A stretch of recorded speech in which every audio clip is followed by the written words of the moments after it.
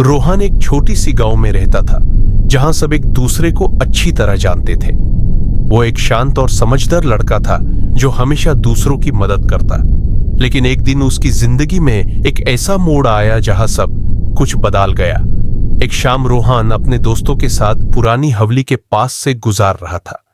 उस हवेली के बारे में कहा जाता था कि वो श्रापित है और रात के वक्त वहां से अजीब सी आवाजें आती है। रोहन के दोस्तों ने मजाक में कहा, हिम्मत है तो अंदर जाके दिखा। रोहन हमेशा सच्चाई और झूठ के बीच का राज समझने की कोशिश करता था, इसलिए उसने तुरंत हाँ कह दिया। रात के 11 बजे रोहन चुपके से हवेली के अंदर गया। अंदर सब कुछ पुराना और धूल से भरा था। लेकिन जैसे ही उसने एक पुरानी अलमारी खोली, उससे एक पुराना डायरी मिला। डायरी के सफ़े पुराने और फीके पड़ चुके थे, लेकिन लिखाई अब भी पढ़ी जा सकती थी।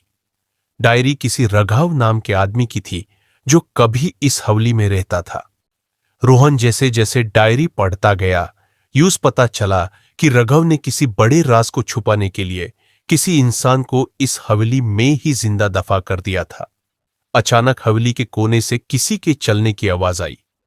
रोहन का दिल तेज धड़कने लगा। उसने टॉर्च का रोशनी उस कोने की तरफ डाला, लेकिन वहां कोई नहीं था। लेकिन जैसे ही उसने पीछे मुड़ कर देखा, डायरी का एक नया पन्ना खुला हुआ था और उस पर लिखा था, रोहन, अब तुमने सच जान लिया है, तुम्हारा नंबर अगला है। रोहन का चेहरा सेफ्ट पड़ गया। उसने डायरी को गिरा दिया और भागकर हवेली से बाहर निकला। लेकिन उस रात के बाद रोहन बदल गया। वो चुप रहने लगा, किसी से बात नहीं करता। लोग कहते हैं उस रात उसने कुछ ऐसा देखा जो किसी को नहीं बताया। लेकिन सबसे बड़ी बात, जब रोहन ने पुलिस को डायरी दिखानी चाहिए तो डायरी गायब थी। पार्ट 2 देखने के लिए चैनल को अभी सब्सक्राइब कर